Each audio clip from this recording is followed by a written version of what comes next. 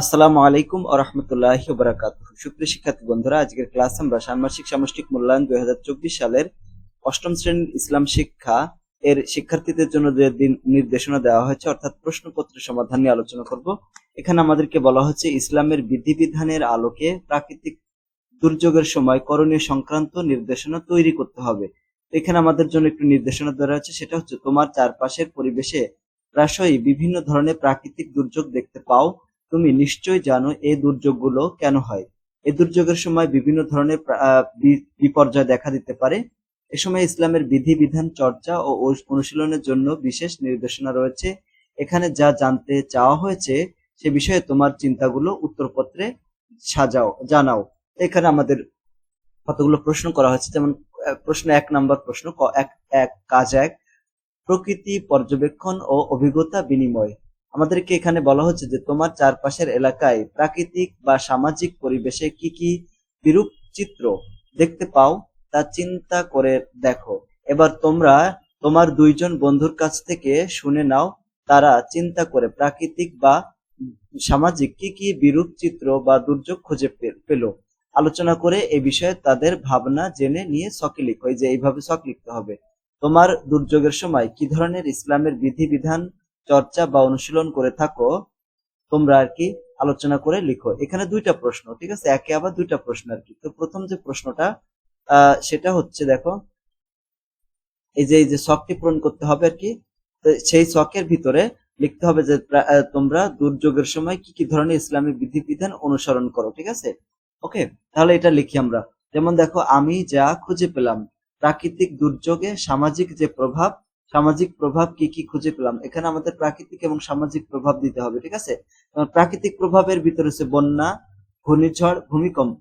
সামাজিক প্রভাবের ভিতরে হচ্ছে আতঙ্ক, সম্পদের ক্ষতি এবং জীবনহানি। এই যে এগুলো হচ্ছে আমি খুঁজে পেলাম। আর ইসলামের বিধিবিধান অনুসারে এখানে বলছে না যে ইসলামের বিধিবিধান চর্চা বা অনুশীলন করে থাকো যেগুলো, তখন আমরা কি করি? আল্লাহর উপরে পূর্ণ আস্থা এবং নিয়মিত নামাজ, দোয়া এবং সাহায্য প্রার্থনা করি, ঠিক আছে, সাহায্য করি এবং অন্যদেরকে আর কি। প্রথম বন্ধু যা খুঁজে পেল প্রাকৃতিক দুর্যোগের সময় বন্যা এবং ভূমিধস।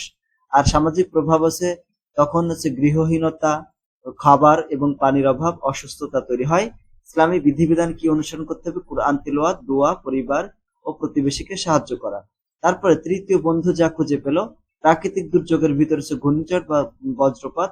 আর সামাজিক প্রভাবের ভিতরে হচ্ছে আশ্রয়হীনতা, পানি ও বিদ্যুতের সংকট। আর ইসলামের বিধিবিধানের ভিতরে দান, খয়রাত, ধৈর্য, নিয়মিত নামাজ এবং সান্ত্বনা। এটা হচ্ছে প্রথম, মানে 1 নম্বর প্রশ্নের উত্তর। তারপর 2 নম্বর প্রশ্ন চলে যায়। 2 নম্বর প্রশ্নে সমস্যা খুঁজে বের করি। তোমার বন্ধুদের চিহ্নিত প্রাকৃতিক দুর্যোগ সমূহের ফলে কি কি সমস্যার সম্মুখীন হতে হয় বলে তুমি মনে করো? এসব প্রাকৃতিক বা সামাজিক দুর্যোগ থেকে তুমি ইসলামের দৃষ্টিতে কি শিক্ষা খুঁজে পাও তা উল্লেখ করো। এখানে দেখো আমাদের 2টা প্রশ্ন। প্রথম প্রশ্ন হচ্ছে তোমার বন্ধুদের চিহ্নিত প্রাকৃতিক দুর্যোগের ফলে কি কি সমস্যার সম্মুখীন হতে হয় বলে তুমি মনে করো। যেমন এখানে চিহ্নিত প্রাকৃতিক দুর্যোগ সমূহের ফলে সম্ভাব্য সমস্যা, কি কি সমস্যা হতে পারে, যেমন দেখো প্রাকৃতিক দুর্যোগ এবং সম্ভাব্য সমস্যা। বন্যার ফলে গৃহহীনতা, পানিবাহিত যে রোগ, খাদ্য এবং পানির সংকট হয় এবং ফসলের ক্ষতি হয়। ঘূর্ণিঝড়ের ফলে বাড়িঘর ধ্বংস হয়ে যায়, আশ্রয়হীনতা, বিদ্যুৎ এবং পানির সংকট হয় এবং যোগাযোগ বিচ্ছিন্ন হয়ে যায়। ভূমিকম্প এর কারণে কি হয়? গৃহধস, প্রাণহানি, চিকিৎসা সেবা ব্যাহত হয় এবং এখানে ভূমিধসের কারণে কি হয়? গৃহহীনতা হয়, রাস্তা বন্ধ হয়ে যায়, খাদ্য এবং পানির সংকট তৈরি হয়। বজ্রপাতের ফলে কি হয়? প্রাণহানি হয়, সম্পদের ক্ষতি হয়। এ হচ্ছে চিহ্নিত প্রাকৃতিক দুর্যোগ সমূহের ফলে সম্ভাব্য সমস্যা। এবার এইসব প্রাকৃতিক বা সামাজিক দুর্যোগ থেকে তুমি ইসলামের দৃষ্টিতে কি শিক্ষা পাও তা লিখতে হবে। এখন আমরা যে ইসলামের দৃষ্টিতে যে শিক্ষা পাই, দেখো ইসলামের দৃষ্টিতে কি শিক্ষা আমরা পাই।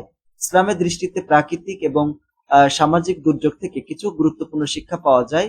এই শিক্ষাগুলো মানুষের আধ্যাত্মিক, সামাজিক ও নৈতিক উন্নতির জন্য অত্যন্ত মূল্যবান। নিচে এগুলো সংক্ষেপে উল্লেখ করা হলো। যেমন ধৈর্য এবং স্থিতিশীলতা। ইসলামে ধৈর্য ধারণকে অত্যন্ত গুরুত্বপূর্ণ গুণ হিসেবে বিবেচনা করা হয়। দুর্যোগের সময় ধৈর্য ধারণ করা এবং আল্লাহর উপর পূর্ণ ভরসা রাখা মানুষের জন্য একটি কি হয়? বড় শিক্ষা। আল্লাহ তাআলা বলেন, হে মুমিনগণ, ধৈর্য ধারণ করো এবং পরস্পরের ধৈর্যের প্রতি আহ্বান করো। এটা সূরা আল ইমরানের ২০ নম্বর আয়াতে রয়েছে। আল্লাহর প্রতি বিশ্বাস এবং তাওবা। প্রাকৃতিক দুর্যোগ মানুষের সীমাবদ্ধতা ও আল্লাহর সর্বশক্তিমানতার প্রতি নতুনভাবে বিশ্বাস এবং তওবা করার শিক্ষা দেয়। মানুষকে তার পাপ থেকে ফিরে এসে আল্লাহর পথে চলার জন্য উদ্বুদ্ধ করে। আল্লাহ তাআলা বলেন, তোমরা আল্লাহর কাছে তওবা করো, নিশ্চয়ই তিনি তওবাকারীদের ভালোবাসেন। সূরা বাকারা ২২২ নম্বর আয়াতে। দানের গুরুত্ব রয়েছে ইসলামে। সাদাকা বা দানের গুরুত্ব অপরিসীম। দুর্যোগের সময় গরিব এবং অসহায় মানুষের প্রতি সহানুভূতি প্রকাশ এবং তাদের সাহায্য করা একটা মহান শিক্ষা হয়ে যায়। একতা এবং সম্প্রীতি। দুর্যোগের সময় সমাজের সবাই মিলে একসাথে কাজ করলে দুর্যোগের ক্ষতি কমানো যায় এবং পুনর্গঠন কাজ সহজ হয়ে যায়। ইসলামে একতা এবং সম্প্রীতির উপর জোর দেওয়া হয়েছে। আল্লাহ তাআলা বলেন, তোমরা সকলে মিলে আল্লাহর রজ্জুকে দৃঢ়ভাবে ধরো এবং বিচ্ছিন্ন হয়ে না। সূরা আল ইমরানের ১০৩ নম্বর আয়াতে। তারপরে প্রকৃতির প্রতি সম্মান। প্রাকৃতিক দুর্যোগ থেকে শিখতে হয় যে প্রকৃতির প্রতি সম্মান দেখানো এবং পরিবেশ রক্ষা করা আমাদের দায়িত্ব। শিক্ষা এবং সচেতনতা। ৬ নম্বর পয়েন্ট। দুর্যোগের পর মানুষের জন্য শিক্ষা হলো তাদের জীবনযাত্রার পরিবর্তন আনা, সচেতনতা বৃদ্ধি করা এবং ভবিষ্যতের জন্য প্রস্তুতি নেওয়া। এই শিক্ষাগুলো গুণ করলে বা আয়ত্ত করলে একজন মুমিন তার জীবনকে আরো সুশৃঙ্খল এবং আল্লাহর নিকটবর্তী করতে পারে, যা তার আধ্যাত্মিক এবং সামাজিক জীবনে ইতিবাচক প্রভাব ফেলে। তারপর ৪ নম্বর যে প্রশ্ন, ৪ নম্বর প্রশ্ন হচ্ছে মানুষ ও প্রকৃতির কল্যাণ। এখানে তোমাদের করণীয়গুলো আলোকে নিম্নোক্ত ছক অনুযায়ী কিভাবে কল্যাণ হতে পারে তা আলোচনা করো। এখানে দেখো ব্যক্তি জীবনে কি কল্যাণ হতে পারে, ও তারপর ধর্মীয় জীবনে কি কল্যাণ হতে পারে এবং সৃষ্টি জগতের কি কল্যাণ হতে পারে। দেখো এখানে উত্তর হচ্ছে করণীয়গুলো আলোকে কল্যাণ বিশ্লেষণ করা হলো। করণীয় হচ্ছে আল্লাহর প্রতি বিশ্বাস বেড়ে যায়, এটা হচ্ছে ব্যক্তিগত, ঠিক আছে, ব্যক্তিগত জীবনে। ওকে, ব্যক্তিগত জীবনের কাছে মানসিক শান্তি বৃদ্ধি এবং ভীতি ও উদ্বেগ কমানো যায় আল্লাহর প্রতি বিশ্বাসের ফলে।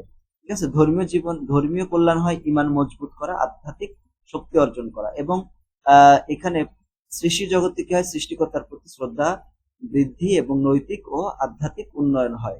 তারপর দেখো ধৈর্য ও সহনশীলতা।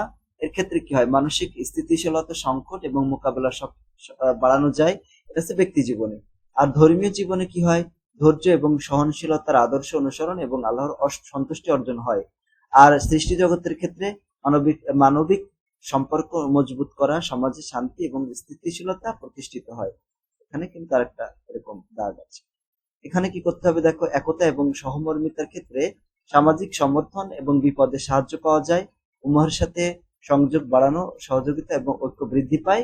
আর এখানে সামাজিক সংহতি, একত্রে কাজ করার মানসিকতা তৈরি হয়। দান এবং সাহায্য করা, এটা করণীয়। ব্যক্তি জীবনে আত্মতুষ্টি এবং প্রশান্তি হয়, সামাজিক মর্যাদা বৃদ্ধি পায়। ধর্মীয় জীবনের ক্ষেত্রে আল্লাহর সন্তুষ্টি লাভ করা যায়, জান্নাতের পথ সুগম হয় এবং সৃষ্টি জগতের ক্ষেত্রে সমাজের দুর্বলের সহায়তা, বৈষম্য হ্রাস এবং মানবিক উন্নয়ন সাধিত হয়। আল্লাহর সৃষ্টি সম্পর্কে সচেতনতা, পরিবেশ সম্পর্কে সচেতনতা এবং প্রাকৃতিক সম্পদ সংরক্ষণ হয়। আর এখানে ধর্মীয় জীবনের ক্ষেত্রে আল্লাহর সৃষ্টির প্রশংসা করা, তাওহীদের মর্ম উপলব্ধি করা যায়। আর সৃষ্টি জগতের কল্যাণের ক্ষেত্রে প্রকৃতি সংরক্ষণ, প্রতিবেশীর প্রতি দায়িত্বশীল আচরণ, টেকসই উন্নয়ন সম্ভব হয়।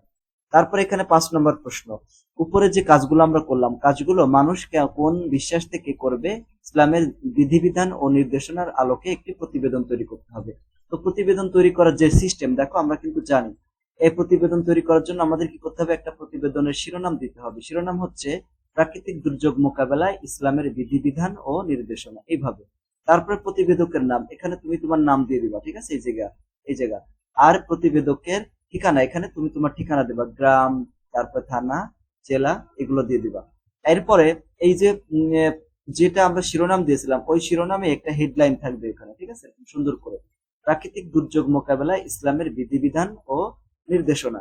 প্রাকৃতিক দুর্যোগ মানুষের জীবনে একটি অপ্রত্যাশিত চ্যালেঞ্জিং ঘটনা। এ সময় আমরা অনেক ধরনের বিপর্যয় ও সমস্যার সম্মুখীন হয়।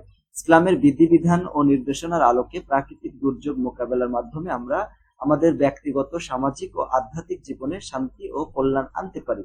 নিম্নে এ বিষয়ে একটা বিস্তারিত প্রতিবেদন উপস্থাপন করা হলো, মানে আলোচনা করা হলো।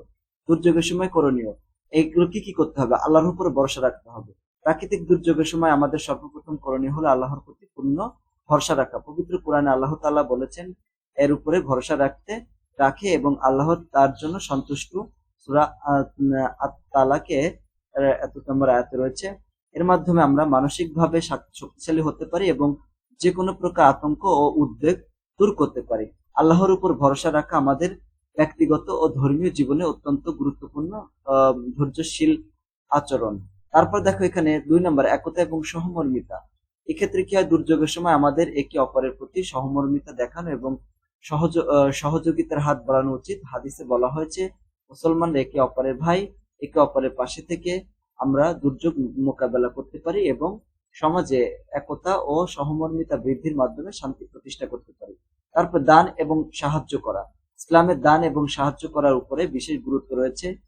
বন্যা কবলিত মানুষের সাহায্য করা এবং তাদের প্রতি উদারতা দেখানো আমাদের ধর্মীয় দায়িত্ব। কোরআনে বলা হয়েছে তোমরা একে অপরকে নেকি এবং তাকওয়ার উপর সাহায্য করো। এটা সূরা আল মাদিনাতে রয়েছে। তারপরে আল্লাহর সৃষ্টি সম্পর্কে সচেতনতা। প্রাকৃতিক দুর্যোগ আমাদেরকে আল্লাহর সৃষ্টির প্রতি সচেতন হতে এবং এর প্রতি যত্নশীল হতে শেখায়। আল্লাহর সৃষ্টি সম্পর্কে সচেতন হয়ে আমরা প্রাকৃতিক সম্পদ সংরক্ষণ এবং পরিবেশের প্রতি দায়িত্বশীল আচরণ করতে পারি। এটি আমাদের সৃষ্টি জগতের কল্যাণের জন্য অত্যন্ত গুরুত্বপূর্ণ। তারপরে আমরা একদম পরিশেষে এইভাবে লিখতে পারি যে প্রাকৃতিক দুর্যোগের সময় ইসলামের বিধিবিধান অনুসরণ করে আমরা আমাদের ব্যক্তি জীবন, ধর্মীয় জীবন এবং সৃষ্টি জগতের কল্যাণ নিশ্চিত করতে পারি। আল্লাহর উপর ভরসা রাখা, ধৈর্য ধারণ করা, একতা এবং সহমর্মিতা প্রদর্শন করা, পাঠ এবং সাহায্য করা, আল্লাহর সৃষ্টি সম্পর্কে সচেতন হওয়ার মাধ্যমে আমরা একটি সুশৃঙ্খল ও সমৃদ্ধ সমাজ গঠন করতে পারি। ইসলামের এই শিক্ষা ও নির্দেশনা আমাদের জীবনের সকল দিককে আলোকিত করতে এবং প্রাকৃতিক দুর্যোগ মোকাবেলায় আমাদেরকে সহায়তা করতে পারে। প্রিয় শিক্ষার্থী বন্ধুরা, এই ছিল তোমাদের ইসলাম শিক্ষা বইয়ের ইসলাম শিক্ষার যে ষান্মাসিক সামষ্টিক মূল্যায়নের উত্তরপত্র। প্রিয় শিক্ষার্থী বন্ধুরা, আমাদের আরো একটা চ্যানেল রয়েছে, ইউটিউব চ্যানেল মূল্যায়ন একাডেমি। মূল্যায়নের প্রশ্ন এবং উত্তর এখানেও সাপ্লাই করা হয় বা আপলোড দেওয়া হয়, তোমরা এটাকে সাবস্ক্রাইব করে রাখবে। আজকের ক্লাস এ পর্যন্ত। সকলকে ধন্যবাদ। আসসালামু আলাইকুম ওয়া রাহমাতুল্লাহি ওয়া বারাকাতুহু।